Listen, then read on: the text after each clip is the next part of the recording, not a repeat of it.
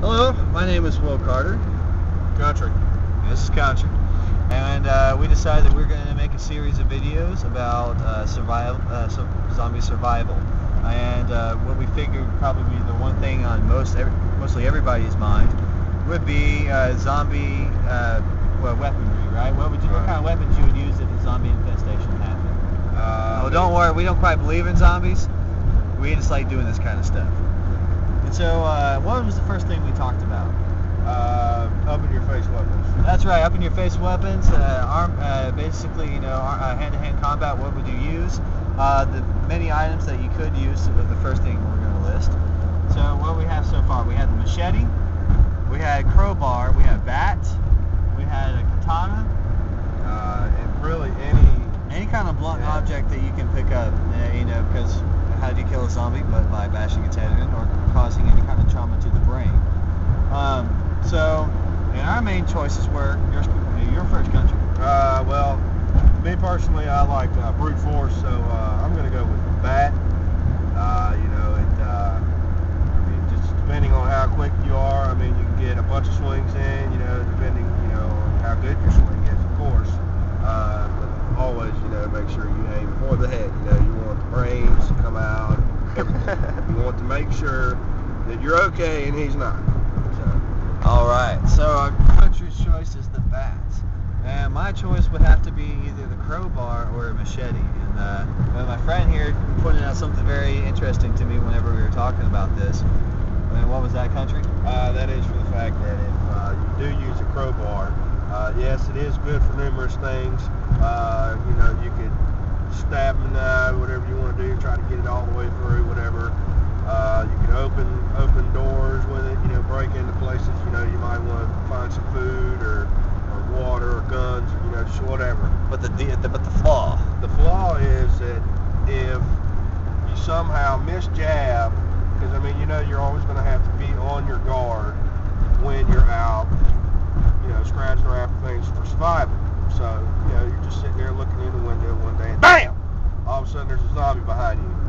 What are you going to do? The first reaction is to swing whatever you got in your hand. Okay, well, let's say you got the crowbar. You swing the crowbar. It's in the it's in his hand. It's stuck in, it's stuck in. It's stuck in his head, and then you're sitting there trying to pull the crowbar out of his head, and at the same time he's trying to eat your brains. So, it doesn't... So in a nutshell, you could get stuck in it, and then you'd be, stuck to a zombie. So, I agree with them on that one. And that's why I had mentioned the machete too, because that's a good weapon, and it can also be used as a tool to cut through a door, because it's something that stays sharp, even though it's been used several times, and it's easy also, to sharpen. At the same time, might not be such a good weapon, because you could misjab and swing and get it caught in his body somewhere, and once again, might not be as bad as a crowbar, but you can still get I still think you can slice through the zombie's brain. If it was sharp enough. Well, of course, that's why you got to keep it sharp. Yeah. But, machete's better. You still got to think you're going Anyways, continuing. See, we were having this argument earlier, excuses. Anyways, alright. We are also talking about secondary weapons, such as what you would use for, like a handgun, or, what would you use as your sidearm. So, we were talking about what kind of guns you can use. You can use any type of gun you can use, you want. A revolver, Desert Eagle, Glock, Beretta, but we personally think the best thing to use would be a gun that you can have a silencer with. Because if there are going to be incidences where you want to use a secondary weapon that'll have a quiet, the quiet capabilities and not trying to attract a whole entire bunch of zombies towards you. So, personally, anything that has a silencer, there's also the crossbow. But the thing is that you're going to be limited on ammo because you have that big hand, and usually it's going to be pretty heavy. Lame. Oh, no, not a crossbow. Oh, crossbow's quiet though. It is quiet, but you got to think. Crossbows are big, dude. Well, no, I'm talking about like those hand crossbows. They make them. Yeah, and they shoot a pretty good distance. Yeah, but you got to reload them, and then you don't want to be. But that's up in a crowd or whatever. Yeah, but that's for silent kills, though. Well, I would personally rather take the Glock. Oh yeah, I would take the gun too, but anyway, so silencer helps, but you know it's hard to get silencers because for one they're illegal, 2 government usually has them, and 3 the only other way to make them is to like jerry rig them in a shop. Yeah, I seen someone make them one time. That was pretty cool. Anyways, and so that covers handguns. You know, choose anything you want, but remember silence is the key. Primary weapons. And so primary weapons. Now this ranges from anything to sniper rifles to automatic machine guns. Now this is not including like rocket bombs and stuff like that. None of this. This is talking about like accessible weaponry. Yeah, accessible weaponry, something that you can actually run around with. And, you know. So, anyways, and so there are several choices, as we all know, that you can choose. But what we're going to do, instead of tell you all about them, is just to break them down a little bit, what not to use. Now, small SMG guns, or submachine guns, like the Uzi and some other ones such as that, are not the perfect guns to use like most people would think. You think that you can be able to shoot them into a large crowd of zombies and they just take care of them all. Well, I wish that were true, but you have to be in a good range of them whenever that happens, and whenever you're using long-range weaponry, even with machine guns, distance is the key. It's just surviving. But so. Country mentioned to me that a lot of submachine guns like the Uzi are bad because they heat up really fast, and they also, what was it you said?